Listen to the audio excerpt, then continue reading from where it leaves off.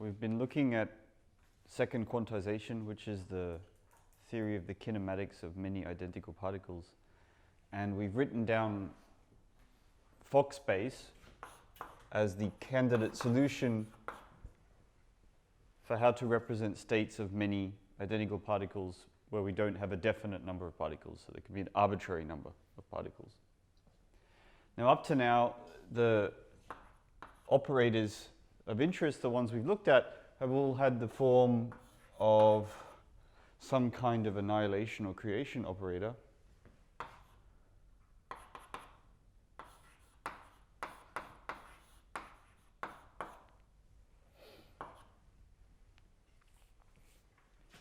For some countable basis.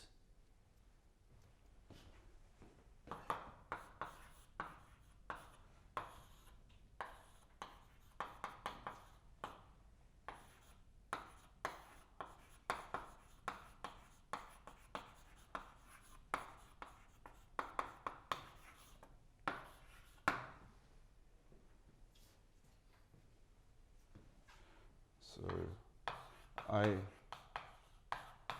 write orthonormal basis as ONB. So we've been looking at operators on this Hilbert space here, the second quantized Hilbert space, Fock space. We've been looking at operators in terms of annihilation and creation operators, which are in turn defined in terms of a single particle basis phi mu. Now, today I want to introduce an object. It's a very convenient object that allows us to express things extremely compactly and also has some interpretation. And that object is a thing called a quantum field. So that's the task for today. What defined this thing quantum field in this context of Fock space? What is it? And express things in terms of it. That's today's objective. Now, if you recall these, I'll just write out the creation operator.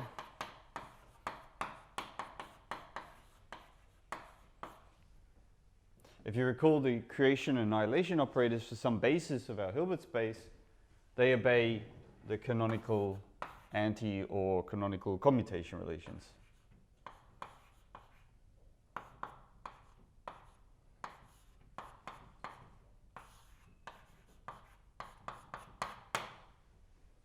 Okay, and there's a S there for spin, not spin, for statistics. Although these things, of course, are tied together. And recall, of course, we had this definition of the annihilation operator for a state for a particle in an arbitrary single particle state psi. That is nothing other than when we express it in terms of these A mu's, psi mu, and I think there's a complex conjugate here. Yes, there is.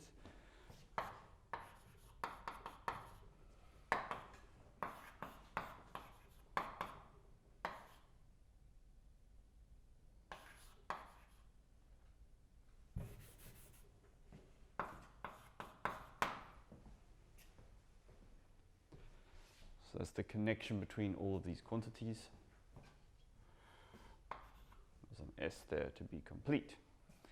Now, it turns out we can define something. This is somehow non-local, this expression here. These A mu's, they're somehow non-local. I'll try and explain what I mean by that, and then explain how to define something that's more local.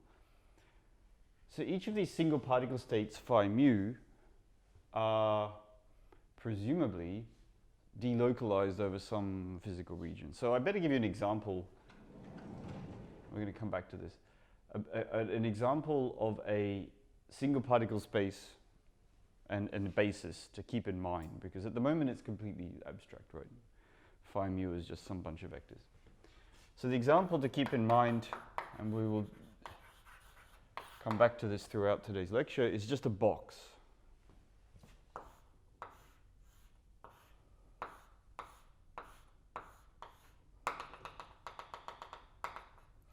A box of side L. and volume L cubed. So we're working in 3 dimensions. And we're going to have periodic boundary conditions.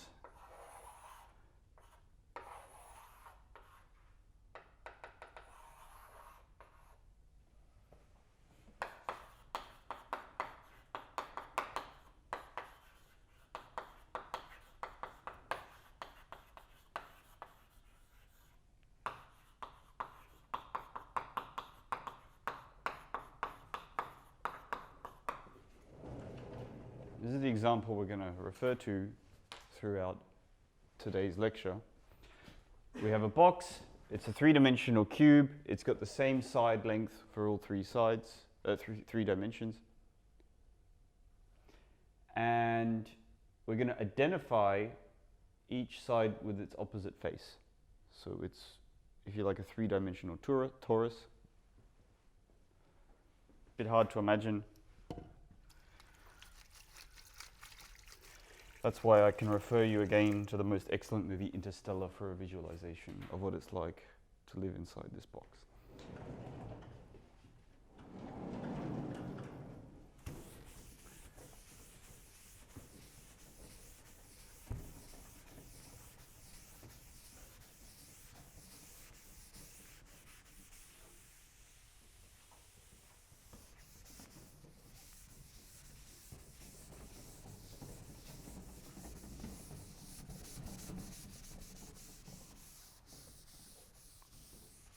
That's the single particle space, the configuration space for a single particle is a particle in a box. There's nothing, we've seen this before in your first quantum mechanics course, solving for a particle in a box, although this box is a little bit different from the one you've studied before in that we have periodic boundary conditions instead of Dirichlet boundary conditions. But otherwise, it's a fairly standard Sturm-Liouville problem to get the solution.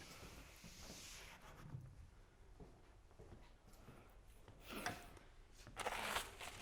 if you solve Schrödinger's equation in the box, you work out that its eigenstates are plane wave type states. And that gives us these eigenstates are in turn an orthonormal basis. So we choose the appropriate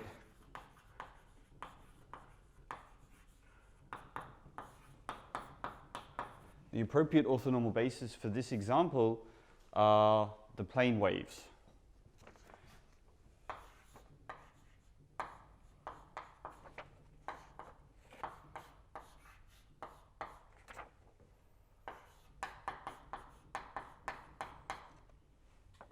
I'll use K here. So mu is, the role of mu is now played by K here.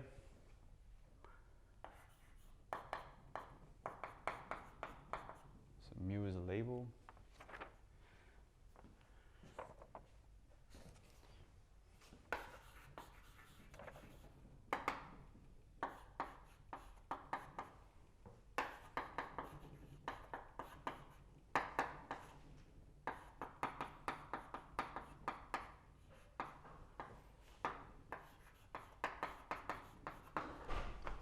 There we go. So if you solve Schrödinger's equation for a single particle in a 3-dimensional box, side length L with periodic boundary conditions, you get that these are the eigenfunctions, these plane waves here, and they have some eigenvalue which is not relevant at the moment, which is k squared, right? You should that you should sort of feel that in your intuitively. As soon as you see this, you know the eigenvalues of the corresponding eigenvalues are k squared. Now I'm going to try and give some justification for what I mean by these annihilation operators as being somehow delocalized. So each of these plane waves is, well, it's precisely that, right? It's a wave.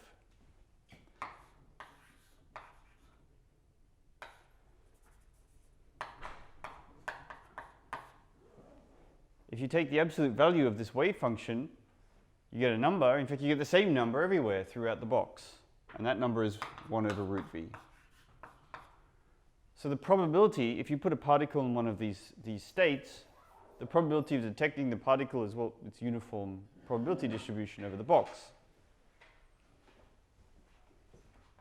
if you consider now a k, which is the operator which creates a particle, be it a fermion or a boson, in this state phi k, then what it does is it creates the fermion or the boson, happily enough, and that boson or fermion is delocalized over the entire box. It's in a superposition of being everywhere in the box, which is fine. I mean, that's great if you want to construct eigenvectors of the Schrödinger equation.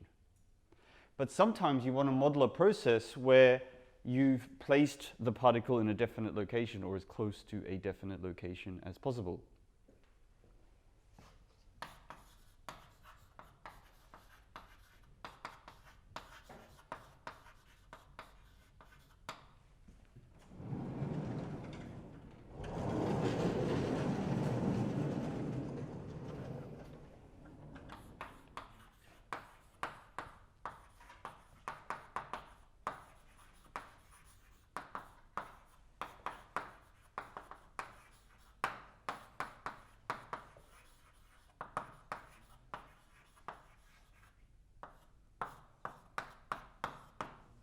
That's the question that we want to look at today. How would you even describe that using these kind of operators here?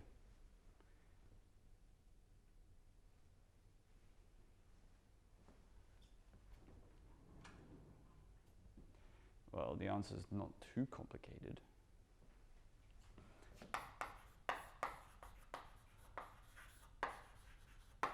I'll give the answer informally first. I mean, even at the level of rigor and normal in physics, what I'm about to write is pretty bad. It doesn't get much worse than what I'm about to write.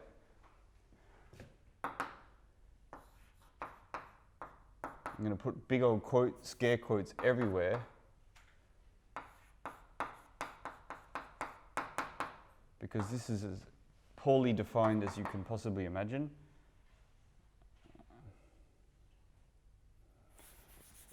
I'll do it this way. AS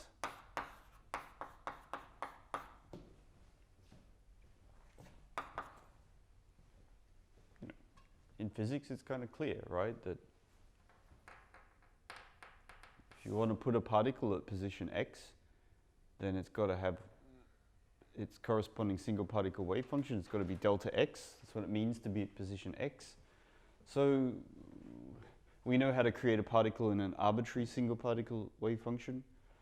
Delta x is a wave function. Why not describe the process that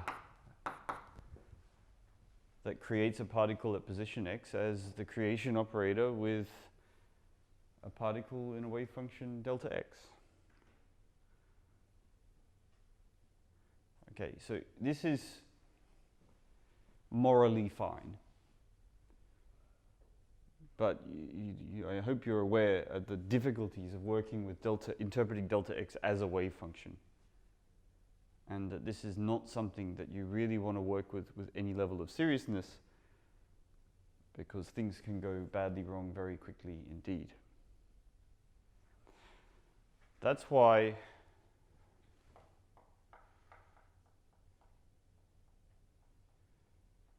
we're going to do exactly this, but slightly indirectly. We're not going to do it.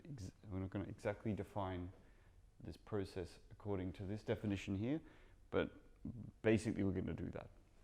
And in doing so, in trying to make this thing slightly more well-defined, we'll write down something called the quantum field.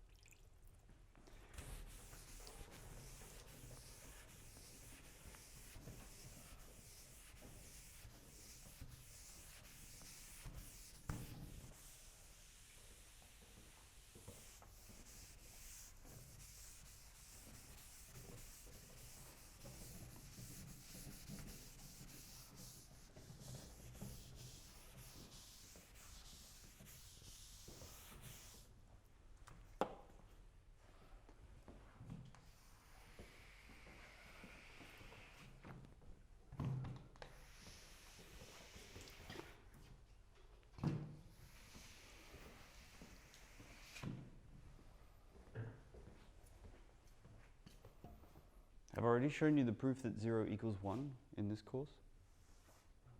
Oh, I have to show you this. This is important that you know this. Because of course it's absolutely fine in physics to work with delta functions, right? These are wave functions. We can have particles in delta functions. I don't see a problem with that. All right, I'm going to prove to you that 0 equals 1. Let's consider a particle in a position eigenstate, right? It's in an eigenstate of position. There it is. It's position x. Now, I'm going to multiply this eigenstate of position by the identity operator. Like, why not, right? So the identity times by x is x. If I take the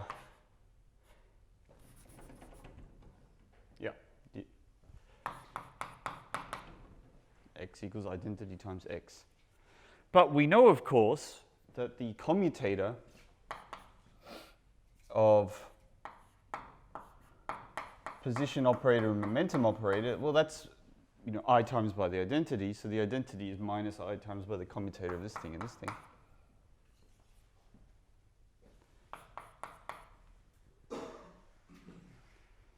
Now, let's, okay, this is a vector. Why work with wave functions when we can work with numbers? Let's take the expectation value of the left-hand and right-hand side in the position eigenstate, right? It's an eigenstate of position. I can ask what's the probability that the particle,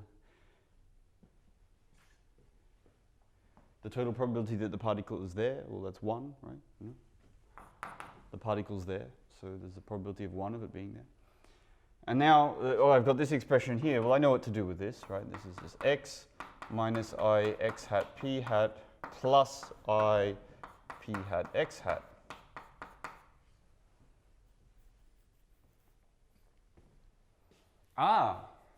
But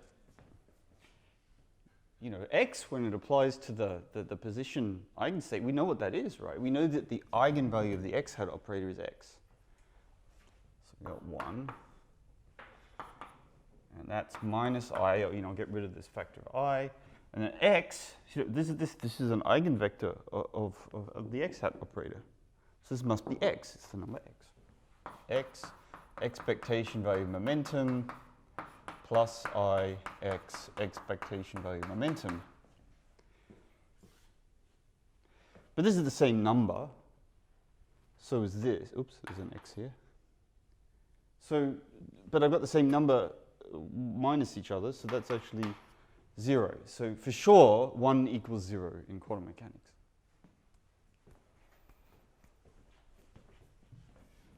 Okay. A colleague of mine once said to the first year quantum mechanics course, if you cannot explain why that is wrong, then you will fail this course. I won't go that far, but you ought to know, you ought to have an explanation ready for why that doesn't work. Does anyone have an explanation for what's wrong with this derivation? Yep. I think P isn't properly defined when it's applied on X. P is not properly defined when it's applied to X. That's an excellent answer. That's one way of saying what's wrong with this derivation. There's multiple things that are wrong with this derivation. That's a good one. And physically, that's the way to explain this. There's 2 ways to explain what's wrong here. There's a physical way and there's a mathematical way, and I think it's worth saying both. So physically, what's the average momentum of a position eigenstate? Well, according to the uncertainty principle, we know we're in for trouble, right? Because this state here represents the situation where the particle is localized at a definite position. Therefore, it has a completely indefinite momentum.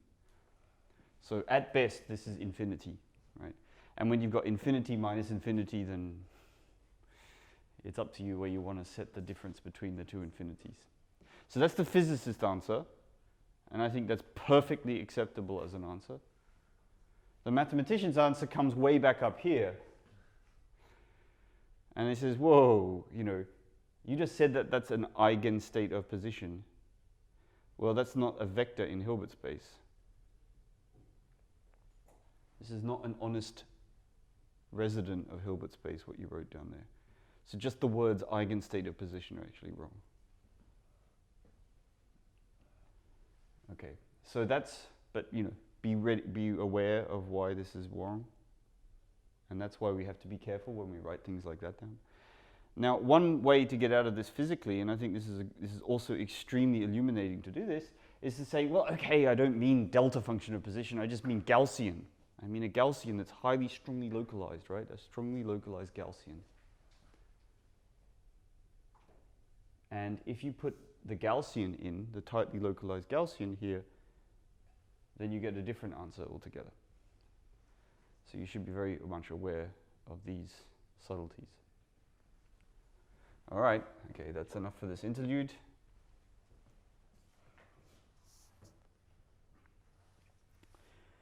Let's take a look now at defining quantum fields, making sense of this thing in the scare quotes here.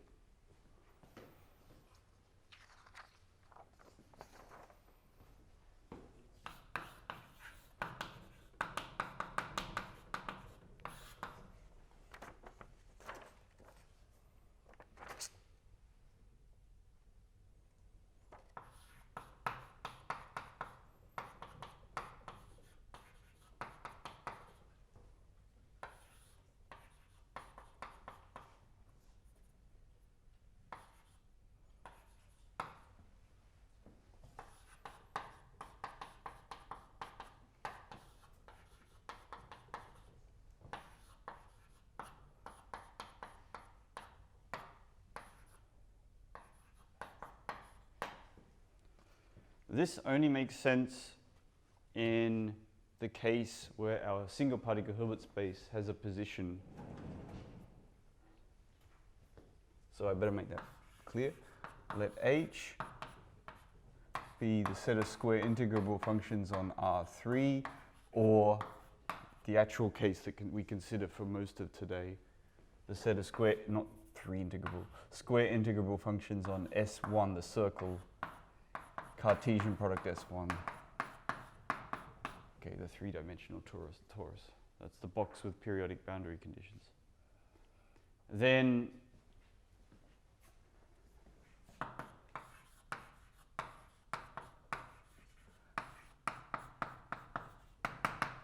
let phi mu of x be an orthonormal basis of wave functions. So now we've got this position degree of freedom.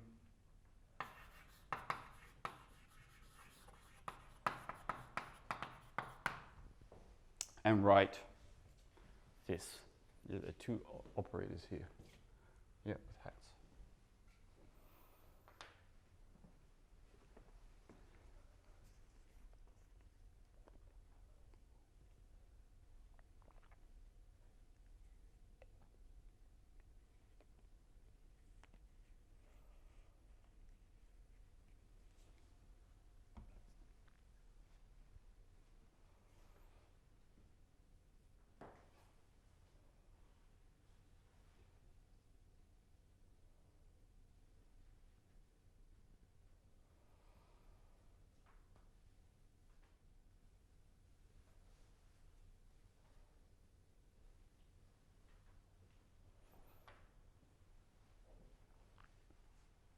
Now these aren't quite honest operators, that's for sure. But they're almost honest operators. So they're called a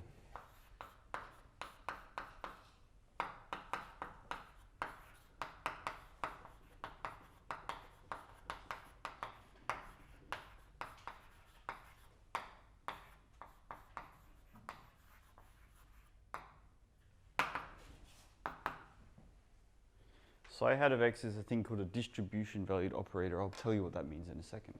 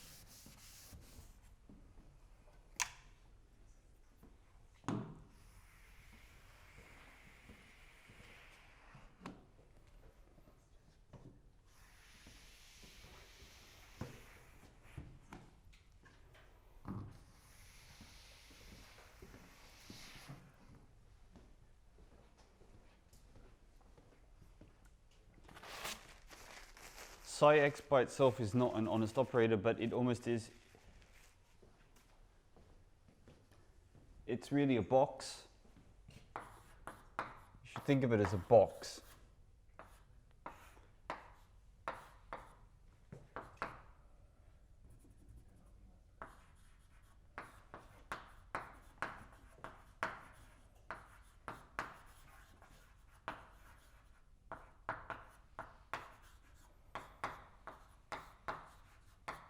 What is psi hat of x? It's an unbounded operator on Fock space gamma s of h, as long as you put in a smooth, rapidly decaying function.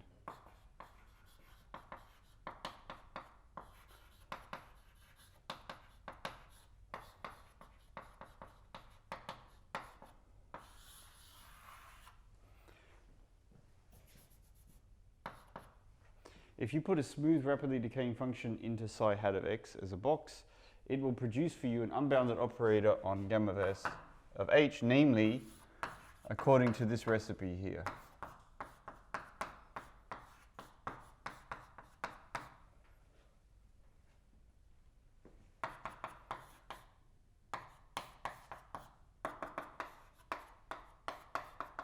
But that's none other than that, as of f.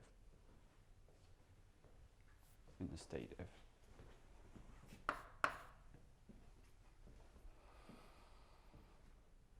Yes.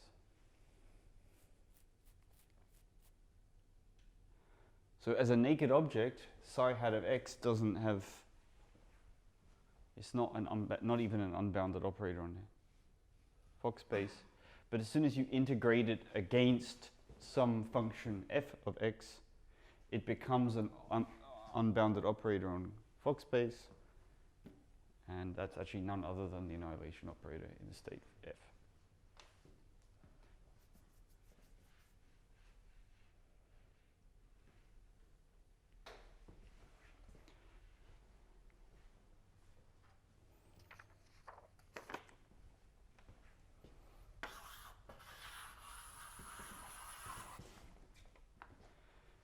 Why would we ever define these things? Well, sometimes it's a mathematical phantasm, really, the quantum field.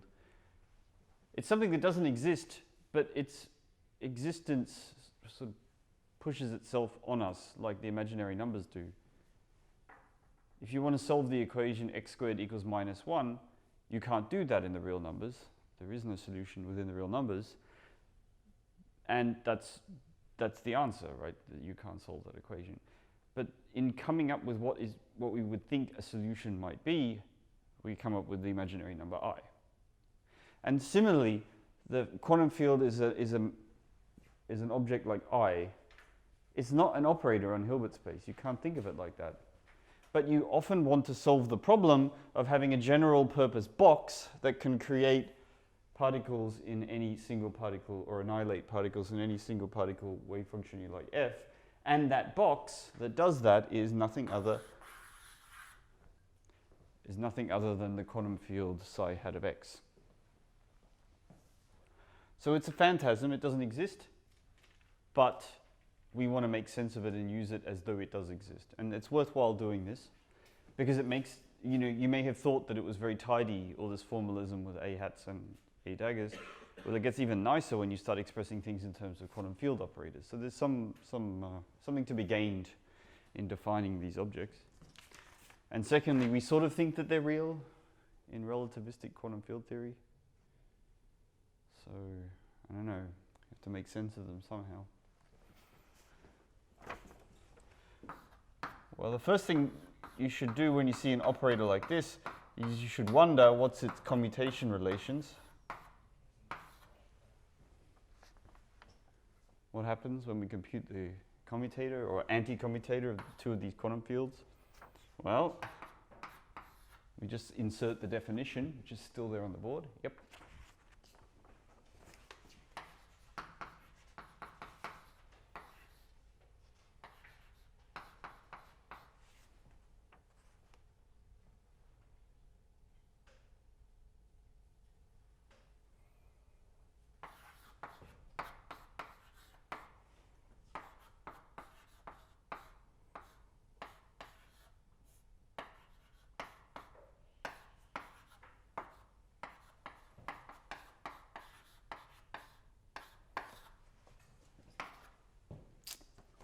There it is there. But we actually know what this thing is. We computed that in the previous lecture, or the lecture before. So one of these sums goes away, and we're left with one sum.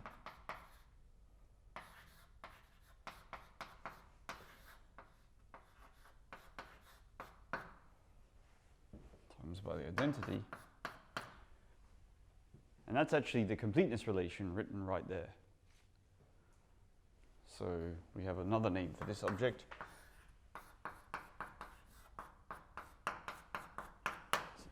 Delta x minus y.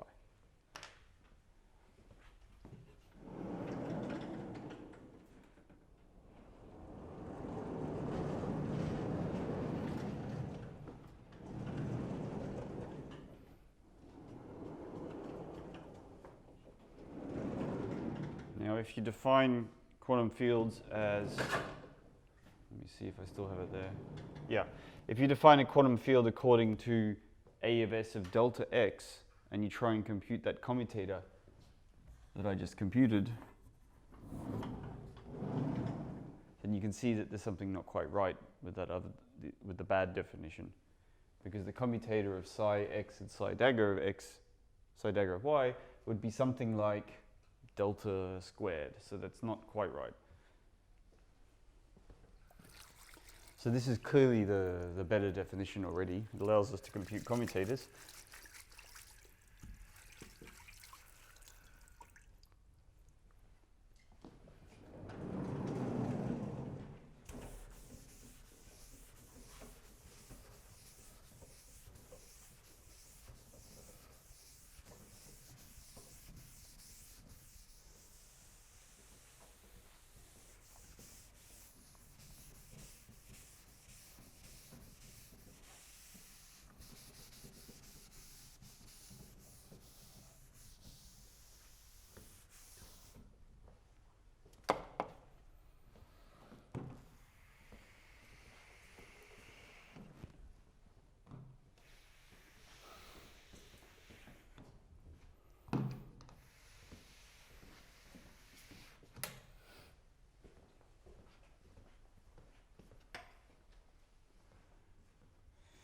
And the real beauty of these quantum fields only comes when you start to write second quantized Hamiltonians, or Hamiltonians for many particles, in terms of them. That's when it gets really worthwhile.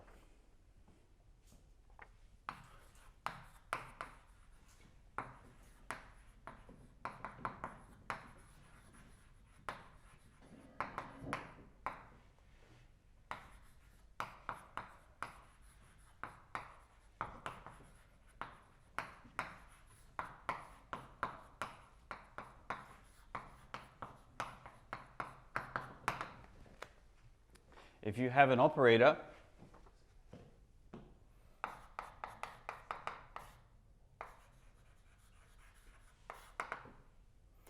J hat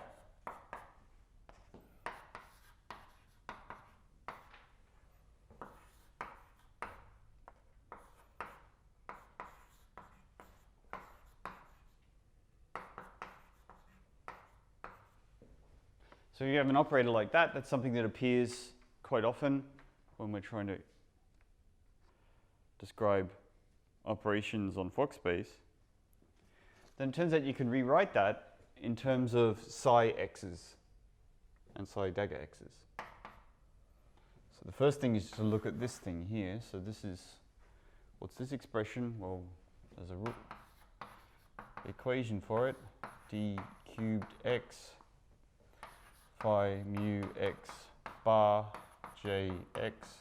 Remember, this is a single particle operator.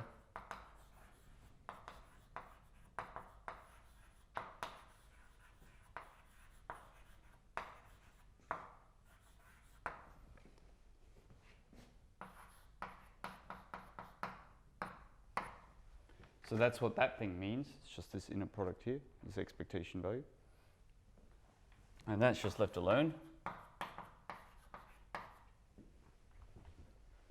But that's super close to the definition of a quantum field. We just associate this guy with that, this guy with this, and do the sums, bring the sums past the integral.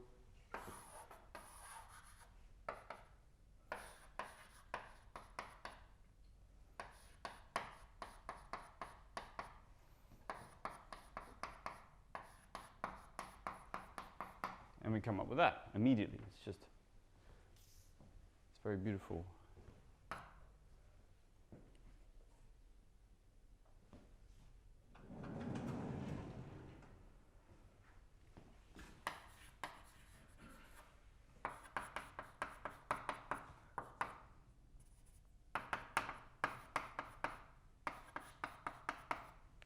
Where j of x is none other than the position expectation value of j.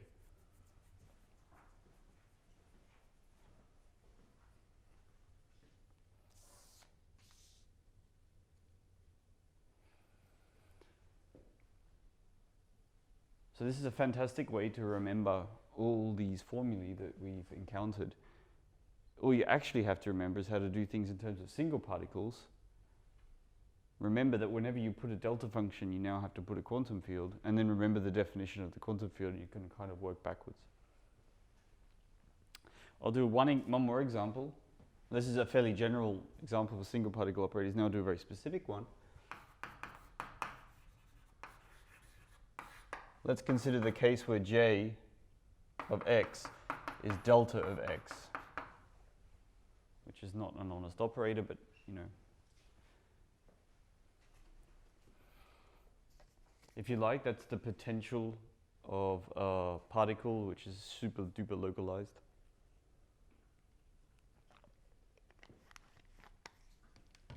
And if we substitute in this into that formula there, then we define something called the number density n hat of x, which is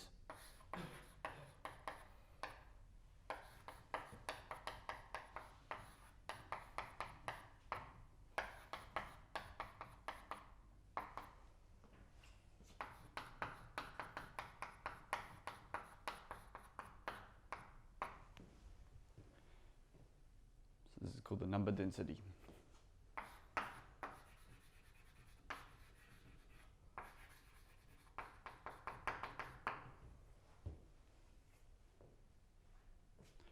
I didn't mean that at all.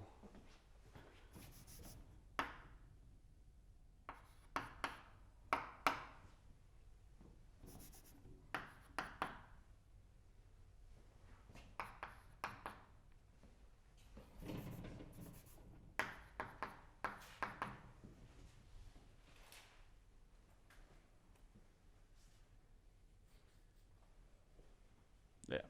So this represents, if you like, the potential of some point localized defect. And the second quantized version, or the Fock space version, or many particle version of this potential, is represented by this operator here, which is not an operator. Okay. Remember, quantum fields are not operators, but they become operators as soon as you replace delta functions with Gaussians that are tightly localized. And there's something quite nice about the number density. The total particle number operator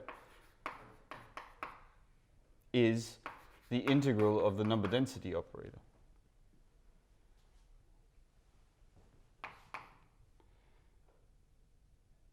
Which I'll leave, I think, as an exercise. Will I?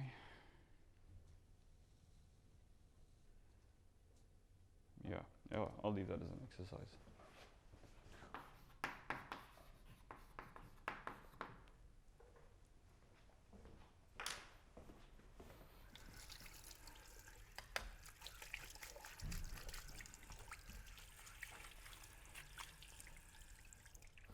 Okay, that's pretty nice for single particle operators, but what about for the really nasty stuff, like potentials between particles, multi-particle potentials?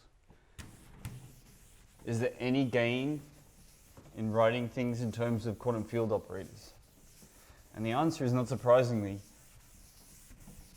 yes. And in fact, it's extremely, extremely nice and elegant.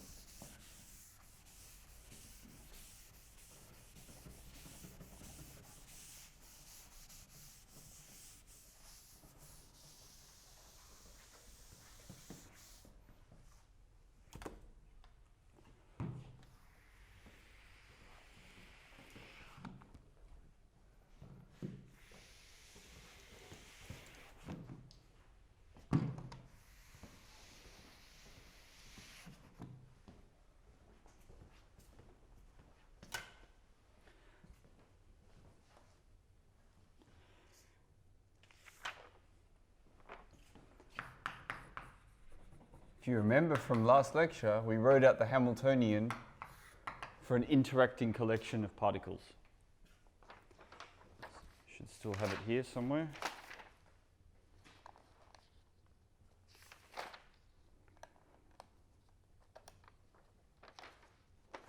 I guess I will write it out.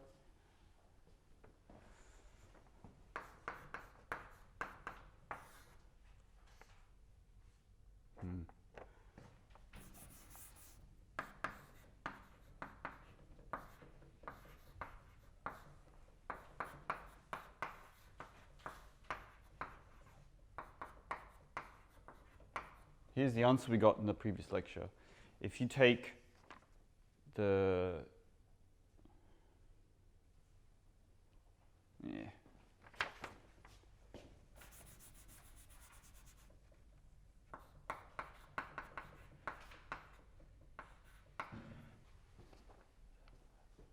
if you consider a collection of particles with a standard kinetic energy term T hat, which I'll write out in a second, and standard potential energy term V naught, which you're allowed to change, and you can allow them to interact with each other according to some potential V,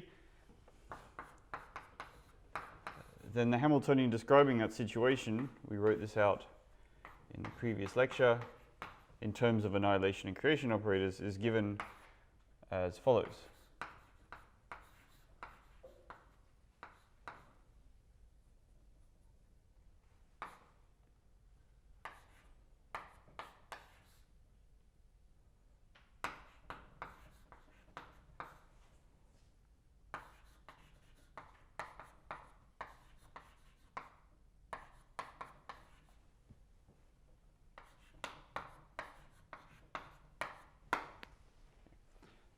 That's the full interacting Hamiltonian.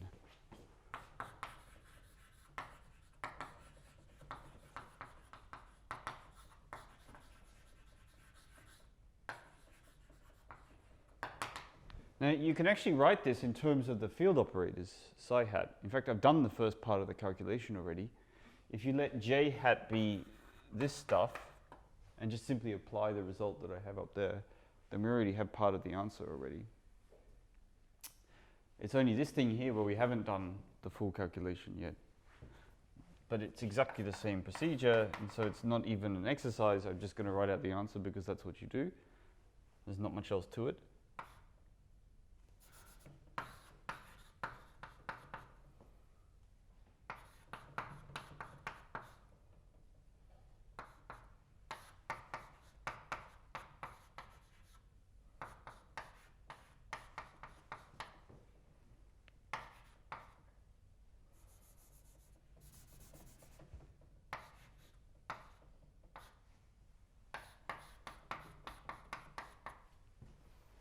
Okay, that's the first term written out. I just use exactly the formula written up above. Now for the second term,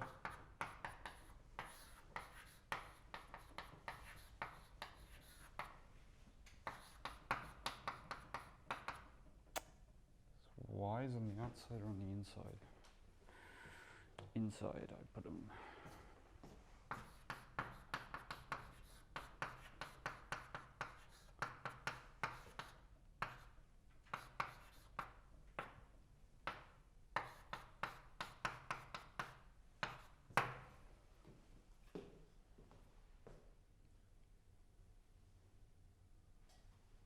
So I think that's pretty super duper, because usually it's pretty easy to remember this, and this is given to us from single particle quantum mechanics. We know what the kinetic energy term is, we know what the external potential looks like, and we know what the potential between two particles usually is. Like, it's something like the Coulomb potential minus some sort of decay factor. So I'm using mu's and u's, and how about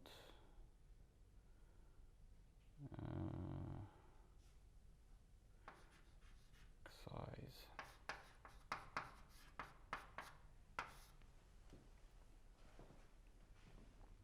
So we can write this Hamiltonian here. I mean, this is a bit of a mouthful, really. Like, this sums over basis vectors, and it's a fourfold sum. It's pretty ugly. Resisting here, this is super succinct and expressive. It's exactly the same object, but this one's easier to remember. You just have to remember that psi hat of x is not an operator. It eats functions for breakfast and then gives you an operator. It's the only thing you have to keep in mind. But the temptation gets very powerful once you know about the commutation relations to treat psi hat as an operator. And in fact, it works. Often enough, if you pretend that psi hat is an operator, then all your calculations just work.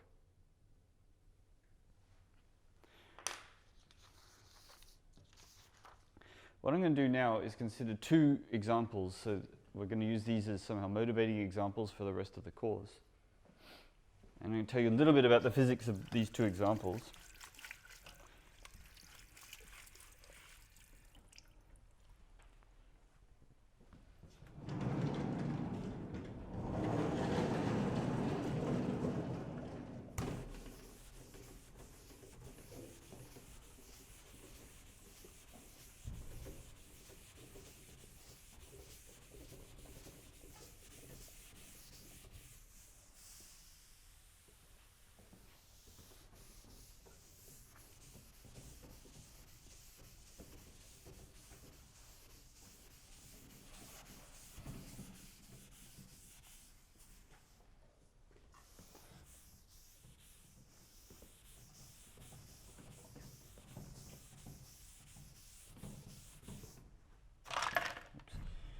Two examples.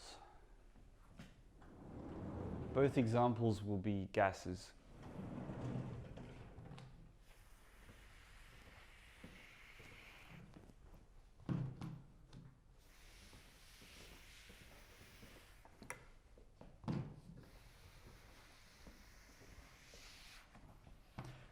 So this Fock-based formalism is really good for situations where you don't know the exact number of particles.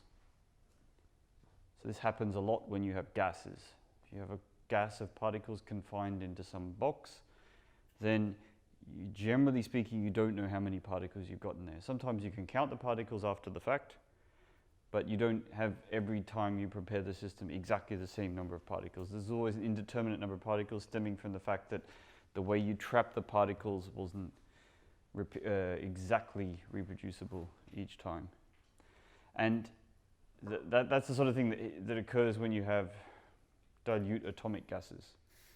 You can trap the gases, you cool it down with evaporative cooling, and you know you've got some gas there, you don't know exactly how many particles.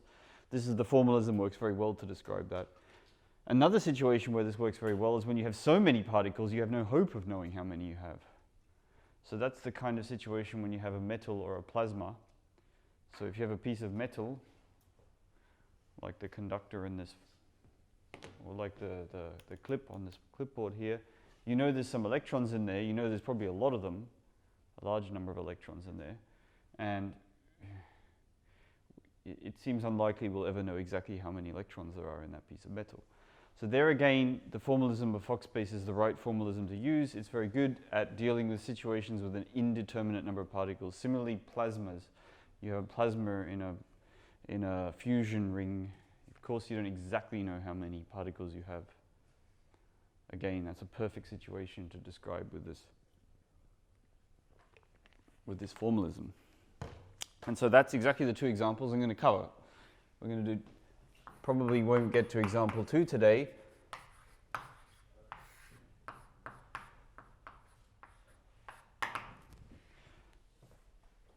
Example 1 and example 2. So example 1 is a dilute atomic gas.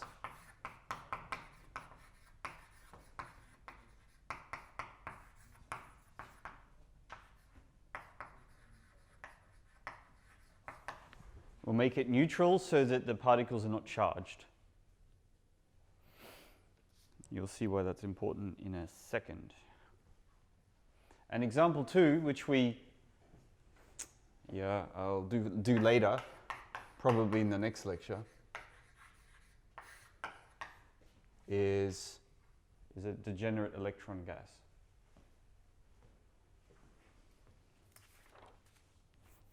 Which is the kind of thing that you model plasmas and metals with.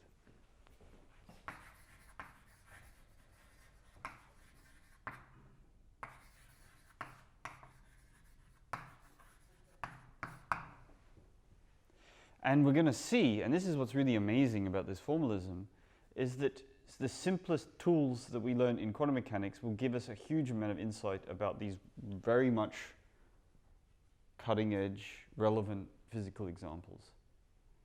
So although if both of the Hamiltonians, I mean, I don't even have to write down the examples already because I've already written them down. If you look above, that line there, these two lines there are the Hamiltonians for both of these examples. Both the dilute atomic gas and the degenerate electron gas, they both have exactly the same Hamiltonian. In some sense, I need not write down another equation. They have a kinetic term, that's the free particle Hamiltonian, which is always the same, minus h bar squared grad squared over 2m. They have a potential term, which is, for both of these examples, going to be just nothing. We're going to put them in a box, or constant. And they both have an interaction term. That's the difference between these two things, apart from the fact that one's bosons and one's fermions. The potential for the dilute atomic gas, it's more convenient to have that to be extremely short range. That's a better model for how these particles interact. They only interact when they're very close to each other, and so the potential is almost like a delta function. Whereas for the degenerate electron gas, the potential is more like this thing here, with psi being effectively 0. So those are the two examples we're going to cover. And we're going to learn that the tools of ordinary quantum mechanics are extremely powerful in looking at the physics of both of these examples. We're going to learn that we can treat this nasty interacting bit as a perturbation, and we can study this problem variationally and also with perturbation theory. And we'll learn a tremendous amount about the physics of these two very complicated examples just from doing the stupidest perturbation theory and the stupidest variational calculations. And in fact, it's so good that you hardly need ever go beyond perturbation theory and variational calculations if you want, fairly good accuracy, several decimal place accuracy. It's just absolutely astonishing. So I think I'll do the dilute atomic gas first, and then I'll give you a little quick tour of how to solve that variationally. All right, so there's really nothing to do here. I'll just write down the potential and then we've done the example. All right, what's the potential appropriate for a dilute atomic gas? Well, the first thing you can try, and this actually works rather well, sort of shockingly well, is to just approximate the potential between two neutral particles as a delta function. Like, there's no potential, no potential, no potential, no potential until they're right on top of each other, and bam. So as long as the radius of these particles is small, this is a fairly good approximation.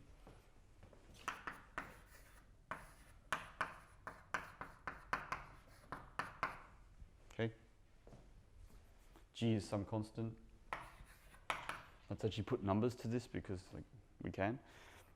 It's 4 pi h bar squared Na over m.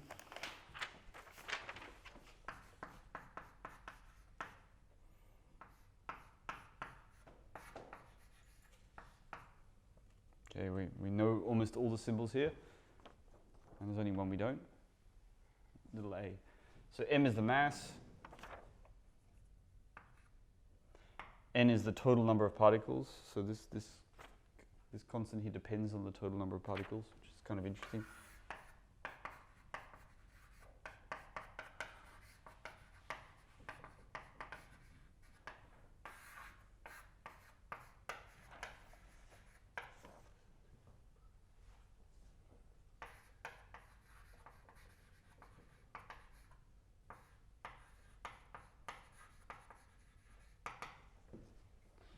So this A here is a thing called the S-wave scattering cross-section, which we're going to learn a lot more about in the next part of this course, but for today is just a number.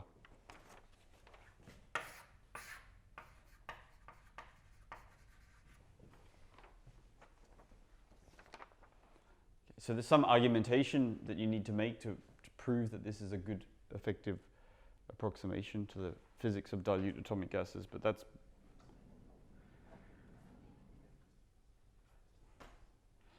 it really. There's nothing more to it. But how do you solve this?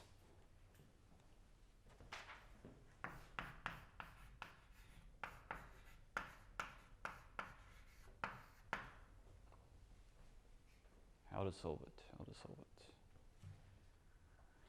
If it's super dilute, so there's not many of these particles around, then they ought to be like free particles, because if there's only 1 or 2 particles per square meter, then they hardly ever see their friends, and so you may as well pretend that they're just free particles. And then you can do perturbation theory in the smallness of G here. Presumably, right? Presumably.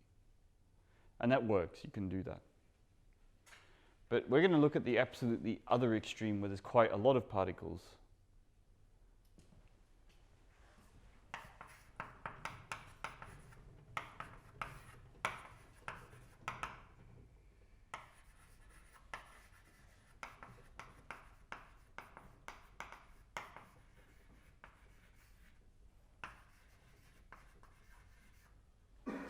We're going to use if you have a really dilute case, then you can use perturbation theory around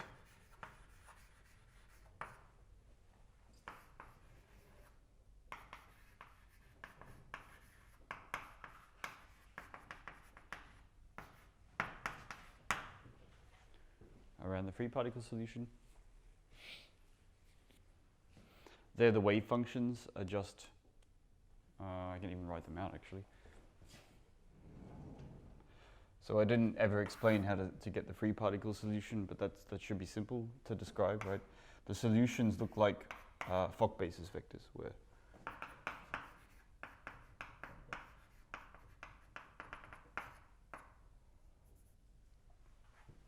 those are what the eigenvectors of the free particle case look like. They look like states where there's a definite number of bosons in each of the eigenstates of momenta k1, k2, so on, all the way up.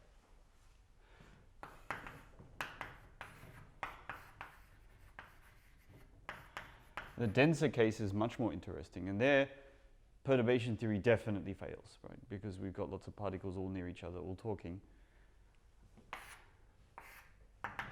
And there you should use the variational method. And to use the variational method, you need to have a set of vectors to vary over. And I'm going to tell you a little bit about a nice set of vectors to vary over.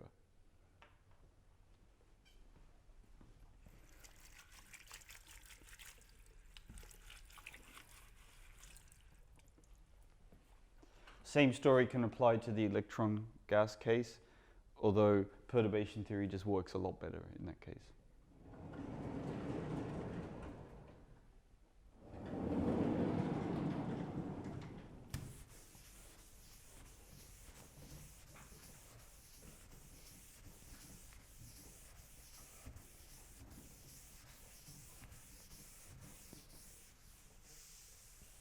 Unless you have a superconductor, in which case you have to do things completely differently.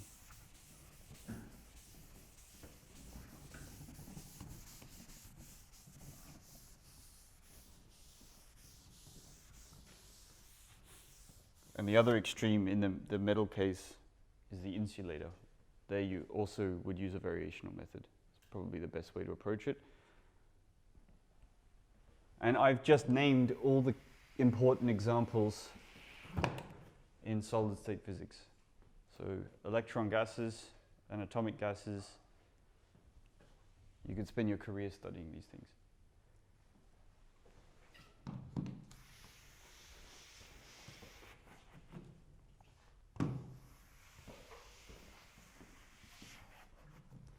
Because that's the stuff that makes us. Good, let's talk about the variational method.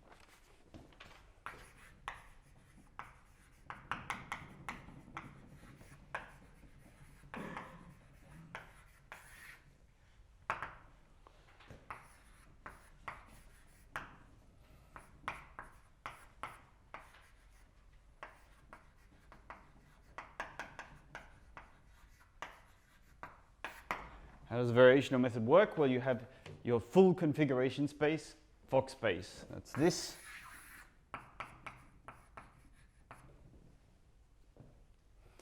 Difficult set to really get your mind around. It's infinite dimensional. It's got lots of nasty correlated functions. It's very difficult to represent on any kind of computer. And then you take some human readable subset of that space, call it V. And this space here is something you can work with.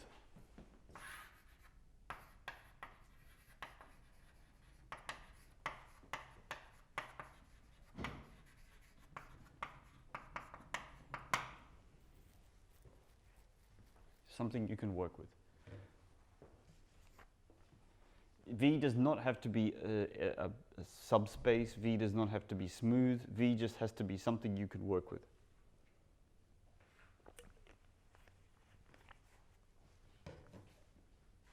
And then you do the following. You take the infimum over all states in the set that you can work with,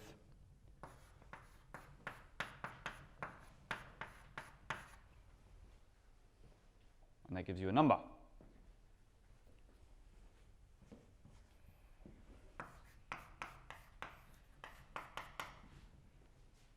And that number is always an upper bound to the ground state energy.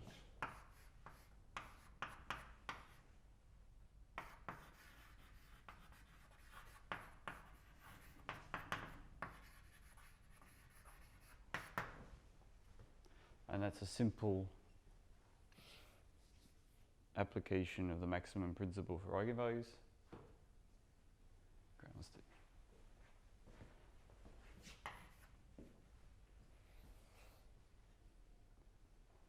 Now, at this point, this doesn't look very profound, right? So I've just told you that if you don't choose the right state, then you're going to get a worse energy than the ground state energy. Yep, that's absolutely true. What makes the variational principle kind of amazing is that you don't have to be particularly clever about your choice of V. You have to have some insight into the physics of the system, just a little bit of insight. You have to have some physical intuition for what the ground state should probably look like. And then when you design the V, and the V is up to you how you choose this thing, you make sure that the states that you think that the system looks like are in there, and then you let the variational principle do the rest. And what it does is it searches around this space, and it finds, you might think that the ground state looks like this, but then it actually says, no, there's something even better. And then it will take you around this set until it finds the best state that minimizes the energy. And sometimes you have some idea about what the ground state energy is. You just don't know what the ground state looks like. And you can get an estimate for how sort of close this method is in terms of approximating the actual ground state energy. And the amazing thing is that it's a black box procedure that just hands you optimal answers, and it's improvable. So if you have a way of making your set V bigger, let's call this V0, V1, and so on, bigger and bigger and bigger, then this just gets better and better and better. So it's this really systematic calculational procedure. The only bit where you need some insight is in designing these Vs. You need to be a genius at that moment, but then you don't need to be a genius when it comes to actually getting the numbers out. And I'm going to introduce you to, in the last couple of minutes, a very, very powerful set, variational set in Fock space. This one turns out to give you really, it just works too damn well, this set I'm about to tell you. It's hard to come up with anything that this set can't handle. And the set in question is that of all coherent states. So I think you've met them in the exercises already. Is that true? Coherent states, were they in the exercises yet? No, they weren't. Okay. Well, that doesn't matter.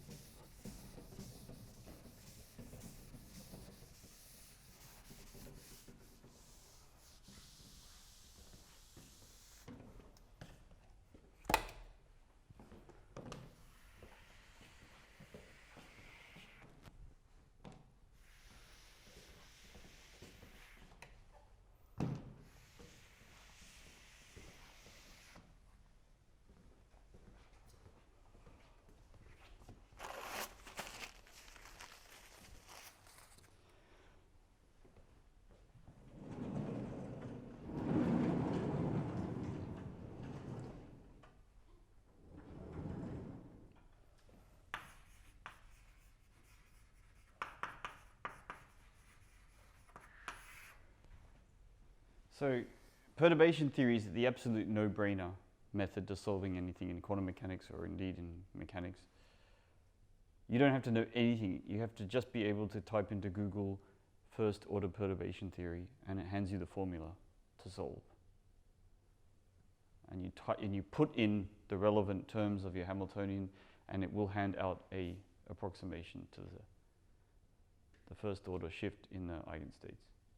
Variational method is a little bit more complicated in that you have to design a good variational class, but once you've got one, it's as simple, if not simpler, than perturbation theory.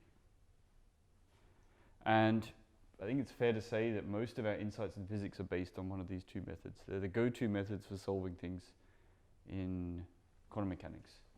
So you definitely want to get used to them, because you will see them again.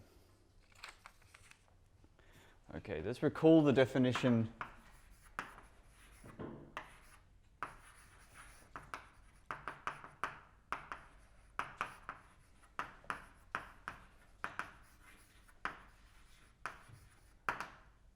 So suppose we have just one mode described by a single annihilation creation operator pair A and A dagger. Then the coherent state, the vacuum state, which is also a coherent state, is defined by A applied to 0, and a coherent state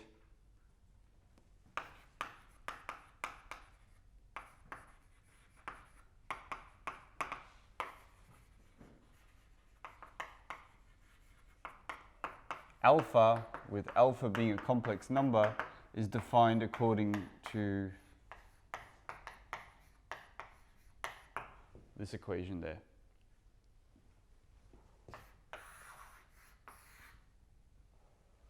Now you can regard that as a consequence of a different definition, or this definition as a consequence of this definition, and that is where we express things in terms of the Fock basis.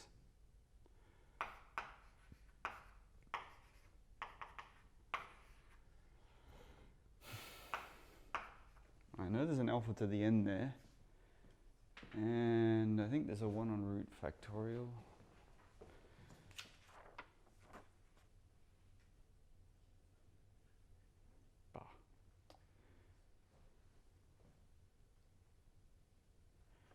I didn't write it out, so I'm going to have to try and remember this, see what happens.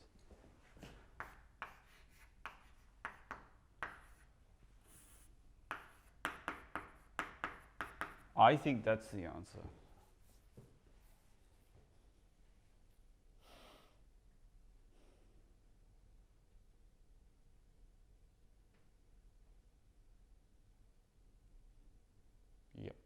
Yep, that's it. So this is the alternative definition of what a coherent state is. You can choose either or, whichever one you like.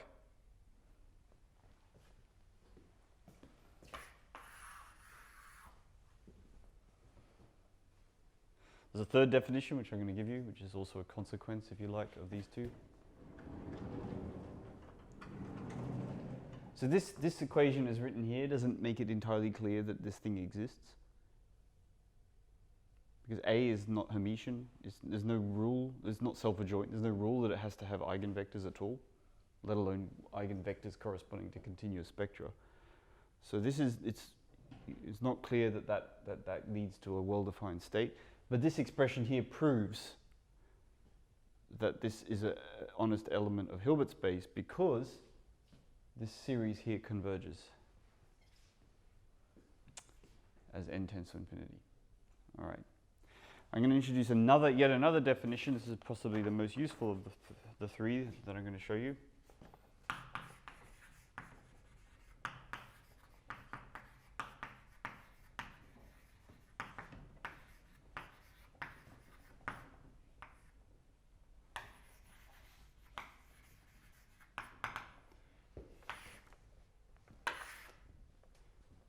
Using annihilation and creation operators, we're going to introduce a special operator called a Weyl operator or a displacement operator.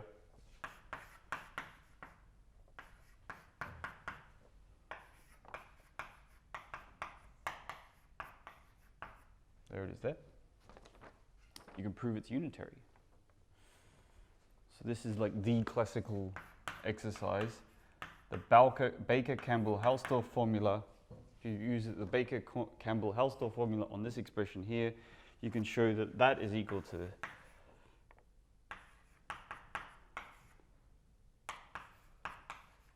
this expression, and furthermore that D is unitary.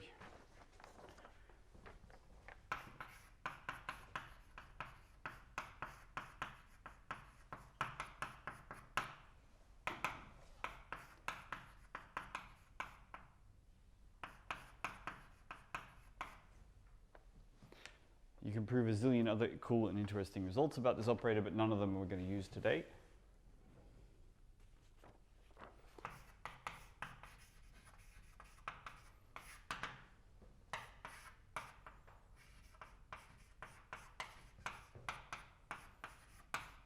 The only result we need today is that dA alpha applied to the vacuum state is in fact our friend the coherent state.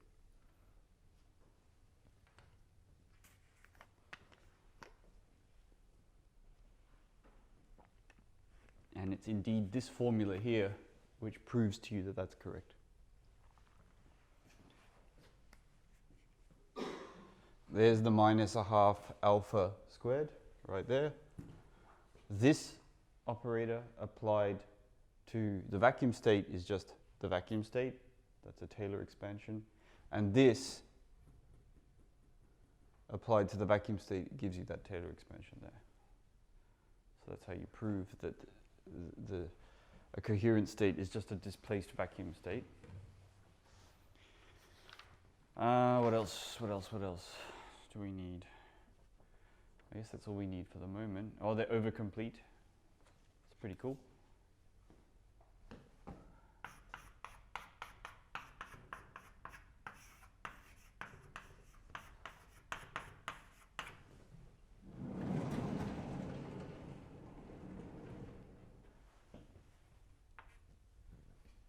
So they're not all orthogonal, but they certainly span all of Hilbert space.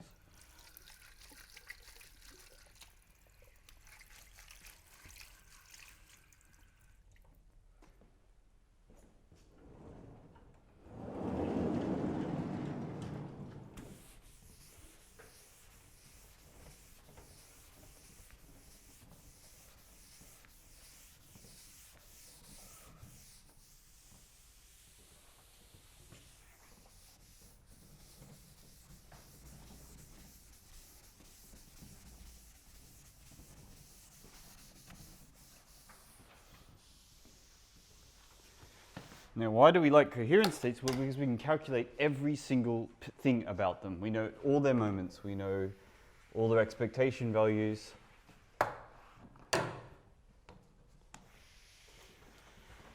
We know their wave function.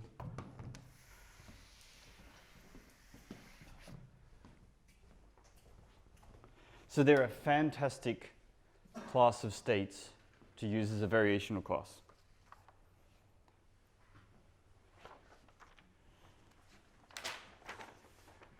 We're not going to use single mode coherent states, we're going to use multi-mode coherent states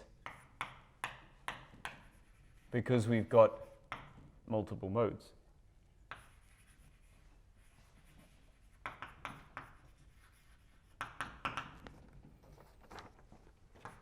So the operators we actually have to deal with look like this.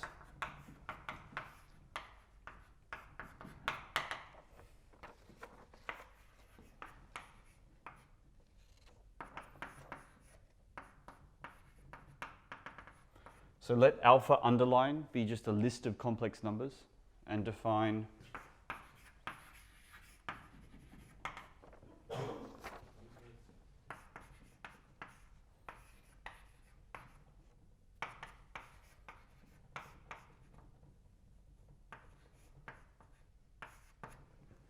a multi-mode coherent state according to that equation there,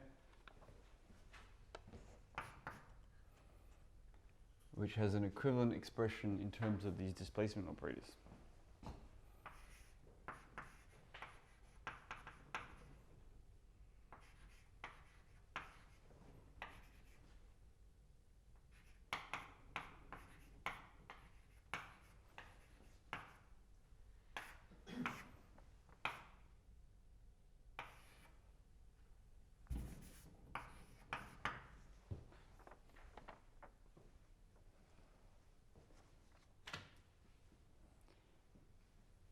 And this is our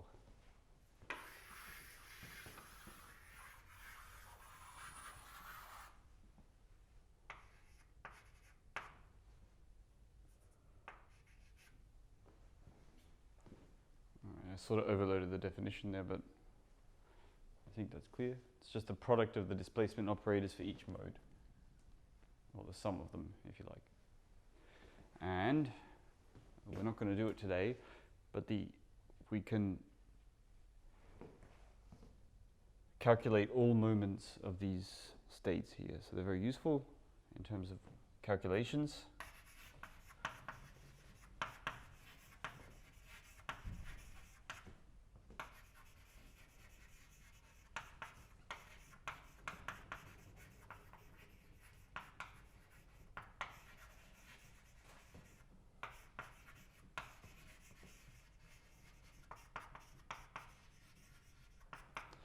And the way we do that has a name. It's called Wick's theorem.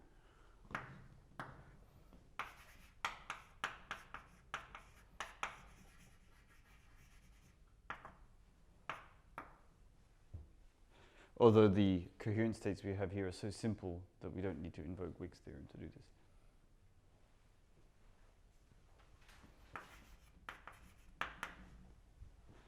And in the next lecture, we're going to use this class of states, the coherent states, as a variational class.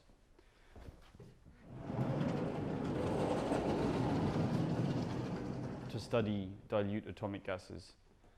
And shockingly, we will find that it's an incredibly good variational class that does an amazing job of explaining every single experiment ever done with dilute atomic gases. In fact, it's super hard to come up with something that it doesn't work well for. That's a story for the next lecture. Okay, thank you very much.